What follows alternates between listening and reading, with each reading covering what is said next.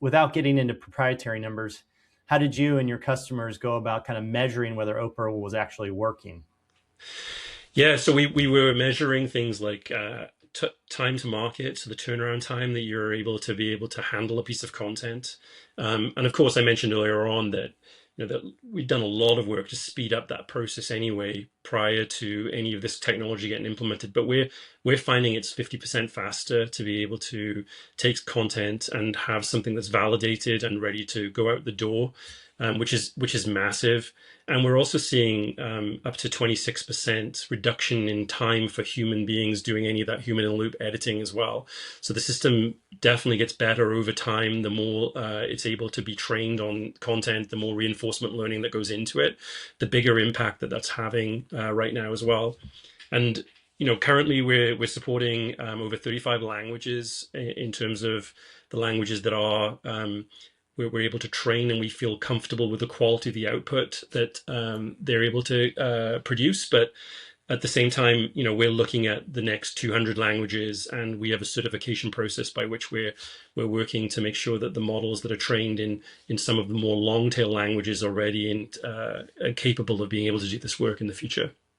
So, when you kind of launched Opal, I imagine you had a couple of beta customers that were, early deployments. What did you kind of didn't expect that you saw out of those early ones, or what friction did you hit that you didn't expect?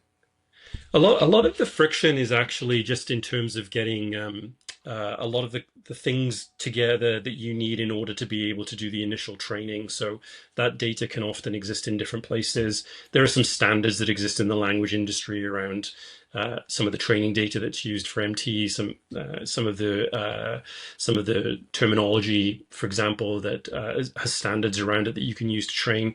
But it's really kind of getting all that together and then getting the initial rollout done, where you're really re-engineering some of the workflows that need to exist.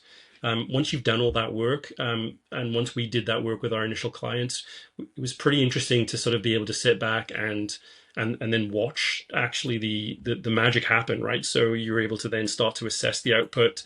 We have a team of data scientists that then worked to understand and compare the output that was coming from our post-edited AI content versus what would have been done by a human translator, and that's how we were able to come up with some of those statistics. And it's a really compelling story that this technology is capable of being able to do this work in a really high quality way, and I think that really bears some interesting thoughts around where this is going to be in the next 2 to 3 years. I think we're going to see continuous reductions of effort, maybe 35 to 40% in terms of the human intervention that's required, and it's going to mean a much more automated system. And what does that mean for businesses? Ultimately, it means that they can experiment more, right? They can experiment in different markets. They can try things with content with less of the what you described earlier on as kind of a painful process of getting translation done and internationalization done for content. You can do it quicker, faster, and then really find what works for your product, your service in any given market, and be able to respond and react to that.